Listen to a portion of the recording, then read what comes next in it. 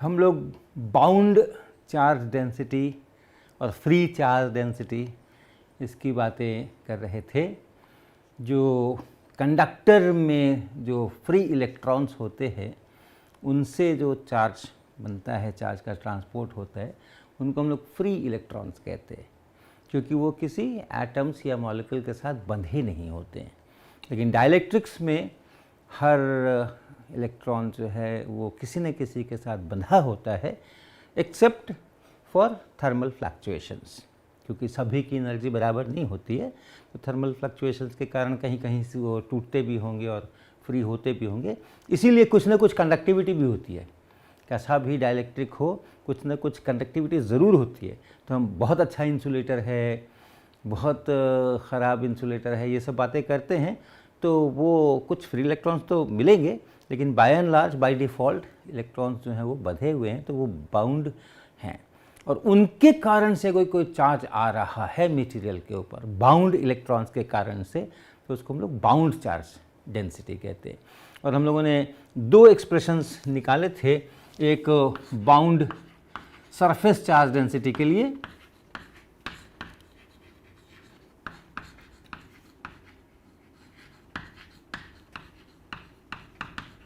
और वो हमने निकाला sigma b, surface charge density bound, और ये हमने कहा पी डॉट एन कैप।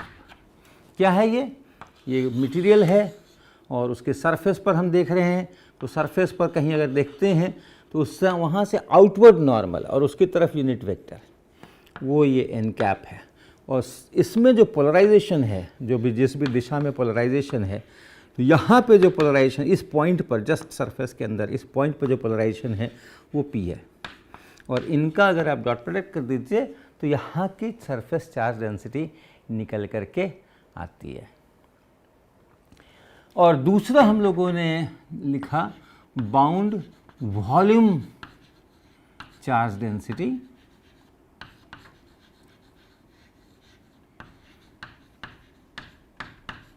और उसको रो बी लिखते हैं, वॉल्यूम चार्ज डेंसिटी बाउंड, और ये हमने लिखा माइनस डाइवर्जेंस ऑफ पी।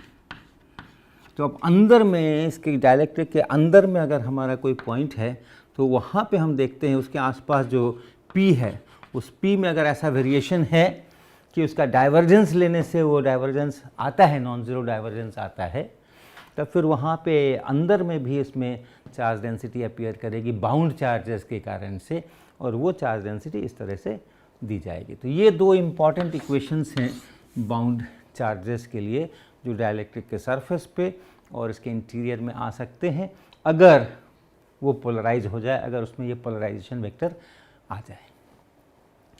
तो पहले हम लोग एक सवाल हल करते हैं, और उसमें हम लोग एक डाइलेक्ट्रिक स्फीयर लेते हैं, यूनिफॉर्मली पोलराइज्ड। इलेक्ट्रिक फील्ड उसके कारण लिखते हैं, electric field due to uniformly polarized, uniformly polarized sphere, dielectric sphere.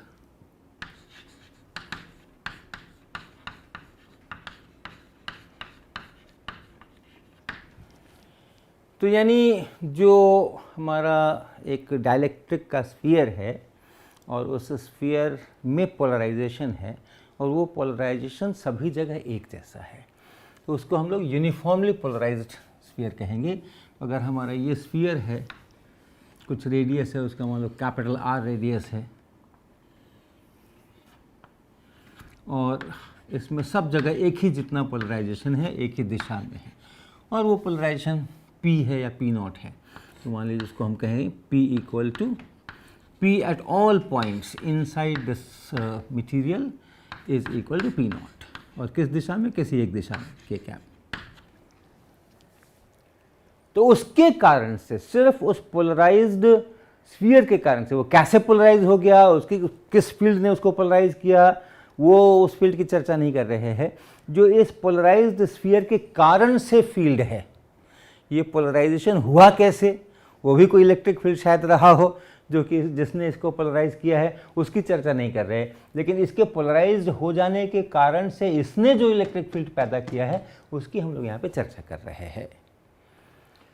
तो ऐसी हालत में क्या देखेंगे हम, वॉल्यूम चार्ज डेंसिटी तो होगी नहीं, बाउंड वॉल्यूम चार्ज डेंसिटी तो होगी नहीं, क्योंकि जब यूनिफॉर्म है तो डाइवर्जेंस उसका जब लेंगे और आप डिफरेंशिएट करेंगे एक्स कंपोनेंट वाई कंपोनेंट वगैरह वगैरह तो वो ज़ीरो आना है।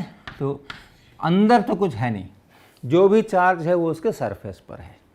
और सरफेस पे कितना चार्ज है, सरफेस पर जो चार्ज है सिग्मा बी वो है P dot n cap, P का मतलब हो गया P नॉट K कैप और डॉट एन कैप, और ये P हो जाएगा यहाँ पे, तो ये एन कैप हो गया, एन कैप, ये एन कैप है और ये P वेक्टर है K कैप के डायरेक्शन में, right, P naught K cap, ये P वेक्टर है, तो ये हमने P वेक्टर बनाया, ये Z एक्सिस है, ये Z एक्सिस है, और जो सेंटर से रेडियस बनाते हुए यहाँ से बढ़ाएंगे वो हमारा नॉर्मल होगा। आउटवर्ड नॉर्मल हमेशा लेना है, डाइलेक्ट्रिक के अंदर की तरफ वाला नॉर्मल नहीं लेना है, डाइलेक्ट्रिक से बाहर एम्प्टी स्पेस जिधर है उधर वाला नॉर्मल हमें लेना है, तो वो ये। और ये जो इन दोनों का डॉट प्रोडक्ट अगर देखेंगे हम तो बनेगा वो P naught cos theta, unit vector ये भी है, यूनिट वेक्टर ये भी है, और इसलिए 1 इंटू कॉस थीटा, और ये थीटा वही है जो स्फेरिकल पोलर कोऑर्डिनेट्स में हम यूज़ करते हैं। Z एक्सिस से जो एंगल है, Z एक्सिस से जो एंगल है वो हमारा कॉस थीटा है। यहाँ पे अगर हम आए हैं तो ये Z एक्सिस से ये एंगल है, ये थीटा है। Sigma b equal to P naught cos theta, कैसा डिस्ट्रीब्यूशन है ये, थीटा बराबर 0 से शुरू कीजिए, थीटा बराबर 0 तो कॉस थीटा बराबर 1, सिग्मा बी बराबर P नॉट, और जैसे जैसे आप थीटा बढ़ाएंगे वैसे वैसे ये घटता जाएगा, कॉस थीटा का वैल्यू 1 से घटता जाएगा, π/2 पर आकर 0 हो जाएगा, और π/2 से भी आगे जब बढ़ जाएंगे इधर की तरफ अपने एलिमेंट्स लेंगे तो कॉस थीटा नेगेटिव हो जाएगा, मैग्नीट्यूड बढ़ता जाएगा, और थीटा बराबर जब पाई लेंगे तो माइनस P नॉट, ये मैक्सिमम नेगेटिव मैग्नीट्यूड बनेगा। तो यानी यहाँ पे बहुत सारा पॉजिटिव चार्ज, सबसे ज़्यादा पॉजिटिव चार्ज डेंसिटी यहाँ, इधर आए तो थोड़ा घटी, यहाँ आए तो और घटी, और फिर यहाँ आए तो 0 हो गई, फिर नेगेटिव हो गई, फिर नेगेटिव में उसके मैग्नीट्यूड बढ़े, और फिर यहाँ आते आते काफ़ी सारा मैग्नीट्यूड बना।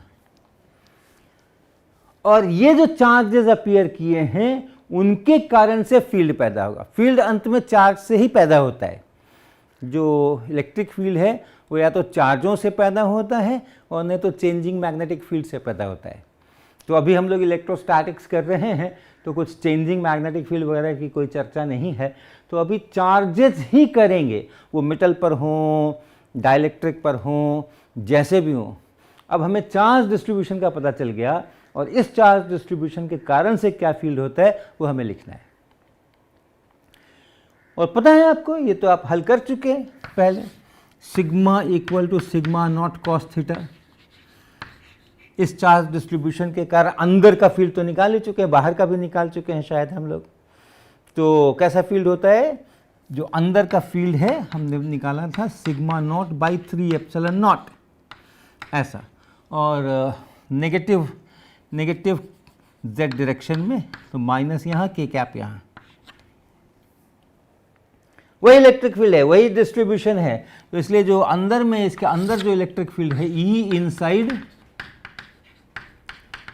वो है P not by 3 epsilon not with है minus sign k cap.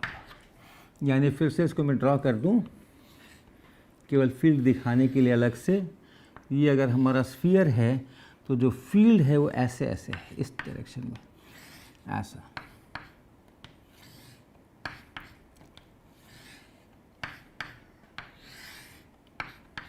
Constant magnitude है, हर जगह एक जैसा है, कहीं भी देखें तो एक जितना है।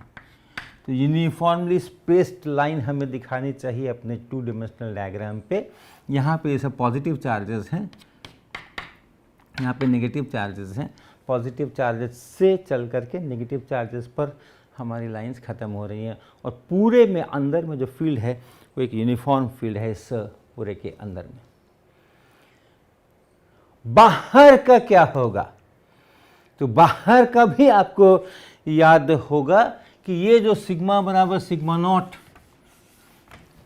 कॉस थीटा है, ये हमने ये भी एक दफ़ा किया था, एक प्रश्न किया था, हल किया था। ये कैसे लाया जा सकता है, उसका एक तरीका ये है कि आप एक रो प्लस रो नॉट इतनी डेंसिटी का यूनिफॉर्म चार्ज डिस्ट्रीब्यूशन बनाइए, वॉल्यूम चार्ज डिस्ट्रीब्यूशन, सारे पॉजिटिव, सब जगह पॉजिटिव, अंदर तक volume charge density positive sphere हो गया ये।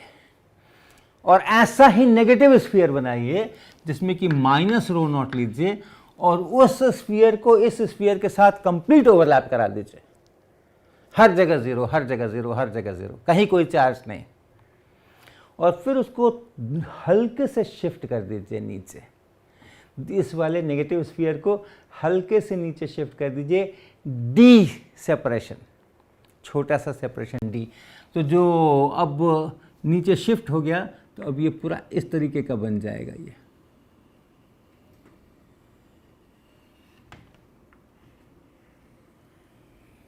ये इस तरह का बन जाएगा, ये ऐसा, इस तरह से उसको शिफ्ट कर दीजिए। ये नेगेटिव है, तो ये नेगेटिव जो है यहाँ, ये पॉजिटिव जो है यहाँ तक ये पॉजिटिव है, ये पॉजिटिव है, ये सारा पॉजिटिव यहाँ पर है और यहाँ पे पॉजिटिव नेगेटिव ओवरलैप है और नेगेटिव यहाँ से शुरू हो करके और यहाँ तक जा रहा है, तो ये सब नेगेटिव है। ये डी डिस्टेंस अगर हमने नेगेटिव वाले को शिफ्ट कर दिया है, ऐसे नीचे शिफ्ट कर दिया है डी डिस्टेंस, तो इस तरह का पिक्चर बनता है। और यहाँ आप देख रहे हैं, और चूंकि ये डी बहुत छोटा है तो अब जो भी चार्ज दिख रहा है वो सरफेस है, इसको भी हम सरफेस कहेंगे, ये सब सरफेस है, ये इंटीरियर है। तो इंटीरियर में चार्ज जीरो हो गया, पॉजिटिव नेगेटिव चार्ज डेंसिटी बराबर है, विपरीत है, तो अंदर का चार्ज डेंसिटी नेट ज़ीरो हो गई।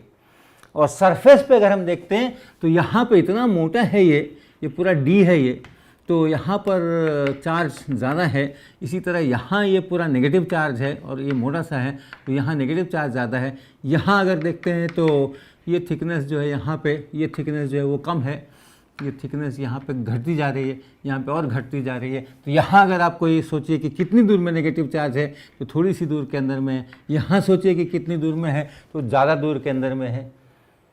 तो हम लोगों ने उस समय चर्चा की थी कि जब सारा कैलकुलेशंस करेंगे तो आपको ये जो चार्ज डिस्ट्रीब्यूशन मिलेगा, ये चार्ज डिस्ट्रीब्यूशन वही मिल जाएगा, sigma naught cos theta. Theta बराबर 0, कॉस थीटा 1, मैक्सिमम पॉजिटिव यहाँ पे। थीटा इज पाई बाई 2, 0, यहाँ पे 0, यहाँ कुछ नहीं है, और थीटा बराबर pi, cos theta is -1, minus sigma naught, यहाँ पे फिर माइनस सिग्मा नॉट है। पूरा वेरिएशन ऐसा है। और ये सिग्मा नॉट क्या है? ये सिग्मा नॉट है ये रो नॉट इंटू डी, ऐसा। तो आप के पास अगर ये sigma equal to sigma naught cos theta जैसा कुछ है तो उसको आप दो स्फीयर्स के रूप में लिख सकते हैं। और पहले स्फीयर को आप इससे बताएंगे, दूसरे स्फीयर को आप इससे बताएंगे। जो टोटल चार्ज होगा Q और माइनस Q वो होगा 4/3 pi r cube into rho naught. इतने चार्ज का स्फीयर पॉजिटिव बनाइए, इतने चार्ज का स्फीयर नेगेटिव बनाइए और उसके बाद उसको आप शिफ्ट कर दीजिए, तो ये बनता है। तो वही चीज़ वहाँ है, जो सिग्मा नॉट है वही पी नॉट है, बाकी तो सब कुछ ऐसा ही है। तो अगर इसमें बाहर के लिए फील्ड हम देखते हैं तो बाहर के किसी भी पॉइंट के लिए अगर यूनिफॉर्मली चार्ज स्फीयर है तो उसको उसके सेंटर के ऊपर माना जा सकता है। तो दोनों स्फीयर्स को अगर आप उसके सेंटर्स पर मान लेते हैं तो एक पॉजिटिव यहाँ पे, प्लस Q यहाँ पे और फिर माइनस Q यहाँ पे, डी डिस्टेंस नीचे, ये हो गया। ये पूरा का पूरा जो Q है, कैपिटल Q, सारा का सारा जो पॉजिटिव चार्ज है ये इतना, ये सारा का सारा पॉजिटिव चार्ज आप एक पॉइंट पर मान सकते हैं। For getting field outside this sphere. और इसी तरह से ये जो सारा का सारा नेगेटिव चार्ज है इसको आप एक अलग पॉइंट के ऊपर मान सकते हैं -q। तो ये हमारा अगर r डिस्टेंस का स्फीयर ऐसा था और इसके बाहर के किसी पॉइंट के लिए यहां मैं पूछ रहा हूं कि what is the electric field, तो एक डाइपोल बन गया। और चूंकि d बहुत छोटा है और कैपिटल R बहुत बड़ा है तो बाहर का कोई भी पॉइंट होगा तो डाइपोल में जो हम कहते हैं दूर के पॉइंट्स के लिए, वो दूर के पॉइंट्स वाले फार्मूले हम लोग इस्तेमाल कर सकते हैं। और ये डाइपोल मोमेंट कितना है इसका P, वो है ये Q इंटू डी, ये पूरा का पूरा Q इंटू डी, यानी 4/3 pi capital R cube into rho not और इंटू डी। और रो नॉट इंटू डी ये जो है ये सिग्मा नॉट है, तो 4/3 पाई R क्यूब सिग्मा नॉट। हमारे इस केस के अंदर में हम कैपिटल P नॉट लिख देंगे उसको, ये इतना इसका डाइपोल मोमेंट हो गया 4/3 पाई R क्यूब और रो नॉट डी की जगह सिग्मा नॉट। तो इतना डाइपोल मोमेंट का एक डाइपोल यहाँ पड़ा है। तो इस पर वापस आ जाते हैं हमारे ये बाहर के पॉइंट्स के लिए।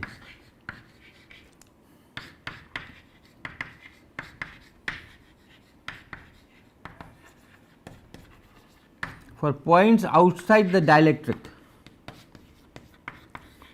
उसके लिए अगर हम सोचते हैं तो ये हमारा स्फीयर है और यहाँ पर हमारे पास एक डाइपोल है। और डाइपोल कैसा है, डाइपोल मोमेंट हमारा ऐसे है, ऐसा डाइपोल मोमेंट है इस डायरेक्शन में, इस डायरेक्शन में ऐसा डाइपोल मोमेंट है। नेगेटिव चार्जेस इधर, पॉजिटिव चार्जेस इधर, तो डाइपोल मोमेंट इधर होना ही चाहिए। और वो डाइपोल मोमेंट कितना है, तो वो डाइपोल मोमेंट इतना है, P is equal to 4/3 pi capital R cube P naught in k cap direction. ये नेगेटिव चार्जेस इधर आए हैं, पॉजिटिव चार्जेस इधर आए हैं, तो डाइपोल मोमेंट का जो डायरेक्शन है वो नीचे से ऊपर की तरफ है, के कैप। और इसके कारण जो आप सूत्र जानते हैं, ऐसा डाइपोल अगर ओरिजिन पर रखा जाए z डायरेक्शन के अंदर में उसका डाइपोल मोमेंट हो और आप उसके कारण से कहीं पे फील्ड चाहते हैं और ये अगर एंगल थीटा है तो वो सूत्र आपको ध्यान होगा, E बराबर P by 4 pi epsilon not R cube, छोटा R क्यूब। अब ये है छोटा R, यहाँ से यहाँ तक देखने में छोटा है, वैल्यू में बड़ा है, कैपिटल R से भी बड़ा है। और into 2 cos theta theta cap plus sine theta R cap, R cap यहाँ और plus sine theta theta cap यहाँ।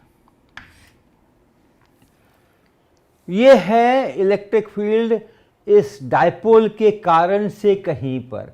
R कैप थीटा कैप आपको पता है, ये सेंटर है, यहाँ से ये यहाँ पर हम हैं, इसी डायरेक्शन में बढ़ जाइए, यूनिट वेक्टर बना लीजिए तो वो R कैप है। और ये थीटा है, थीटा बढ़ने की जो दिशा है वो थीटा कैप है इस फिगर में ऐसा। तो जो R कैप कंपोनेंट है वो इतना, जो थीटा कैप कंपोनेंट है वो इतना, और उसका जो रिजल्टेंट मिला करके है वो ऐसा कुछ डाइपोल, जिधर भी आ जाए दोनों का रिजल्टेंट मिलके अलग अलग थीटा पर अलग अलग। तो ये बाहर का इलेक्ट्रिक फील्ड है। अगर आप फील्ड लाइंस सोचिए तो ऐसे डाइपोल की लाइंस क्या होती हैं, ऐसे डाइपोल की लाइंस इस प्रकार से होती है, ऐसे ऐसे होती है, ऐसे ऐसे होती है, इसी तरह से दूसरे साइड में ऐसे ऐसे करके इसकी डाइपोल की लाइंस हुआ करती है। तो भीतर में जो लाइंस है वो सब मिटा दीजिए, ये सूत्र केवल बाहर के लिए है। भीतर में अगर कोई इस प्रकार की लाइन पड़ गई है तो उसको मिटा दीजिए, गलत बात है, ये यहाँ पर नहीं है। अंदर में यूनिफॉर्म इलेक्ट्रिक फील्ड है, उसकी लाइनें ये बनी हुई हैं, लेकिन बाहर में यही लाइनें हैं, बाहर में यही लाइनें हैं, ये ऐसे, ये ऐसे, ये ऐसे, ये ऐसे, ये सही लाइनें हैं। ये बाहर की जो लाइनें दिख रही हैं ये सब सही लाइनें हैं, ऐसा। तो यहाँ पर इधर ऐसे और यहाँ पर इधर ऐसे, इस प्रकार का इलेक्ट्रिक फील्ड इसके कारण से होता है। क्या हो अगर डाइलेक्ट्रिक के भीतर कैविटी हो, डाइलेक्ट्रिक के भीतर अगर खाली जगह हो, तब क्या हो, तो हम थोड़ी जगह बना लें पहले। तो अलग से कुछ नहीं करना है, वही हमारे सिग्मा बी के जो सूत्र हैं वही इस्तेमाल होंगे। कैविटी के अंदर खाली जगह है, रो भी तो हो ही नहीं सकता। अगर हमारे पास एक डाइलेक्ट्रिक है और उस डाइलेक्ट्रिक के अंदर में यहाँ पर कहीं पर कैविटी है, खाली जगह है, ये एम्प्टी स्पेस है, यहाँ पर मटेरियल है, तो यहाँ पे कैविटी के अंदर वॉल्यूम चार्ज डेंसिटी होने का तो सवाल ही नहीं है, तो खाली जगह है। लेकिन हाँ, ये सरफेस ज़रूर है, तो यहाँ पे हम लोग सिग्मा बी की बात ज़रूर कर सकते हैं, और वो सिग्मा बी वैसे ही मिलने वाला है, पी डॉट एन कैप, ऐसा ही मिलने वाला है। ये समझ लीजिए कि जिस तरह से इस डाइलेक्ट्रिक का यहाँ सरफेस है, यहाँ सरफेस है, उसी तरह इस डाइलेक्ट्रिक का यहाँ भी सरफेस है। तो यहाँ पे मान लीजिए हमें सरफेस चार्ज डेंसिटी निकालनी हो, तो हम कहते हैं यहाँ भाई पोलराइजेशन देख लो डाइलेक्ट्रिक मटेरियल के अंदर में, just at the surface, just below the surface कितना है, तो वो P देखते हैं कि कितना है, तो कुछ पता चलता है, अच्छा P इतना है। और फिर कहते हैं यहाँ पे एक नॉर्मल डाल दो, किधर, जो इधर खाली जगह है, जहाँ डाइलेक्ट्रिक आकर के यहाँ ख़त्म हो गया। डाइलेक्ट्रिक के भीतर नहीं घुसना है, उसे बाहर की तरफ एन डालना है, ऐसा। वही काम यहाँ करना है। अगर यहाँ पहुँच गए तो जस्ट इस सरफेस के पहले देख लीजिए कि पोलराइजेशन किधर है, कितना है, तो ये पोलराइजेशन है यहाँ पे। और फिर नॉर्मल यूनिट वेक्टर करना है, तो इसके इस सरफेस के ऊपर, यहाँ जो ये सरफेस बनी हुई है, इस सरफेस के ऊपर हमें नॉर्मल डालना होगा। और किधर डालना होगा, कैविटी के साइड में डालना होगा, कैविटी के साइड में। डाइलेक्ट्रिक के अंदर नहीं घुसाना है नॉर्मल को, हमेशा डाइलेक्ट्रिक से बाहर निकालना है। और ये P डॉट एन जो करेंगे उसी से हमें सिग्मा भी मिलेगा। तो जैसे अगर हमारा मान लीजिए कि एक सिलिंड्रिकल डाइलेक्ट्रिक हो, मान लें एक सिलिंड्रिकल डाइलेक्ट्रिक है, यूनिफॉर्मली पोलराइज्ड,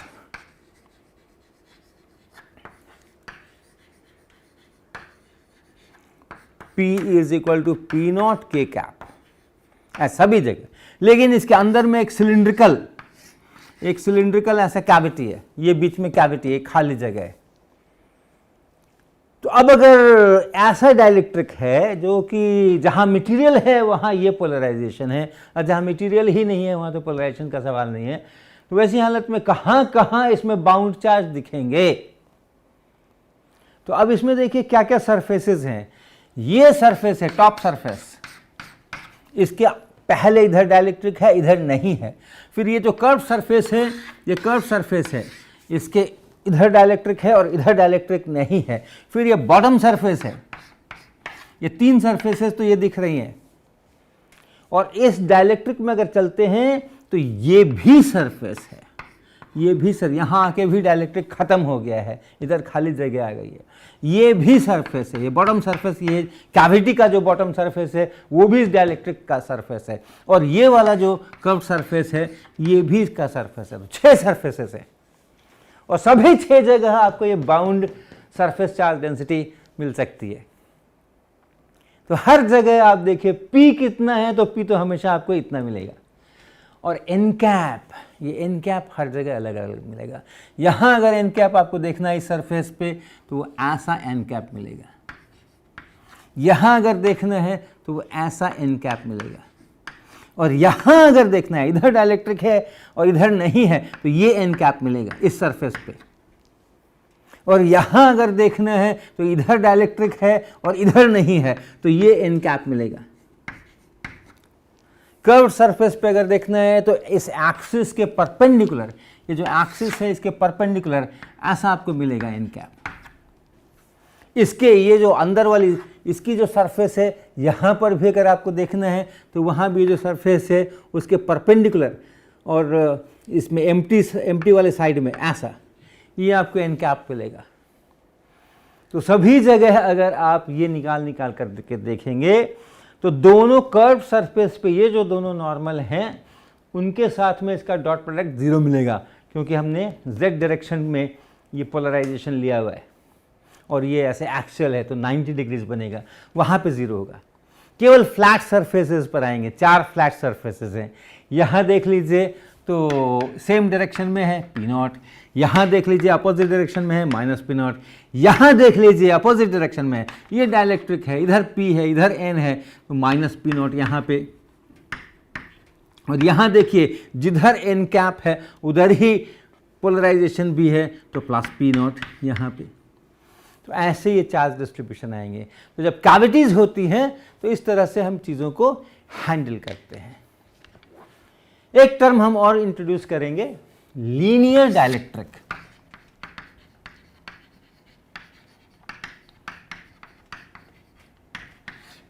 अभी तक हमने ये किया कि आप इलेक्ट्रिक फील्ड लगाओगे तो पोलराइजेशन हो जाएगा डाइलेक्ट्रिक में।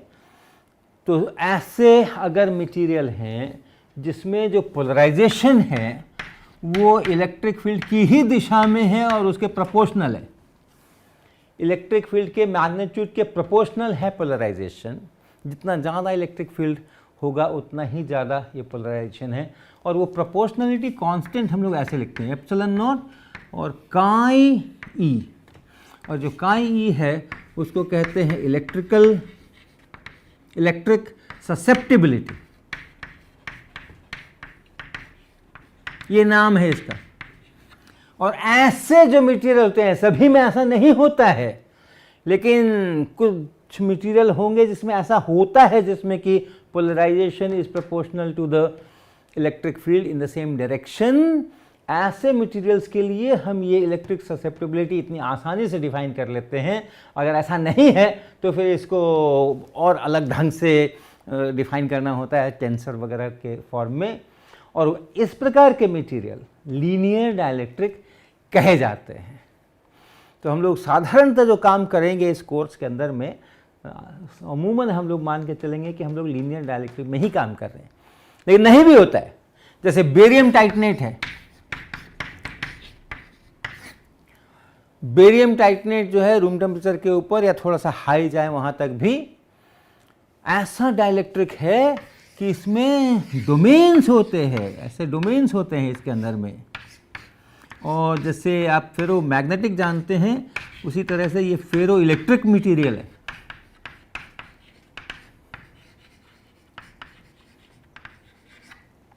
अगर एक बार आपने इसको इलेक्ट्रिक फील्ड लगा के पोलराइज कर दिया तो आप इलेक्ट्रिक फील्ड हटा लीजिए तो भी उसमें पोलराइजेशन बना रहता है, जैसे परमानेंट मैग्नेट होता है। और नहीं भी इलेक्ट्रिक फील्ड लगाया है तो डोमेन्स हैं, ये सारे यहाँ पे पोलराइजेशन एक प्रकार के हैं, यहाँ पोलराइजेशन दूसरे प्रकार के हैं, बीच में डोमेन वॉल है एंड सो ऑन। ये लीनियर डाइलेक्ट्रिक नहीं है, और इसमें जो पोलराइजेशन है वो हिस्ट्री पर डिपेंड कर रहा है कि उसके पहले कहाँ कहाँ कब कब इलेक्ट्रिक फील्ड कैसा कैसा लगाया गया था।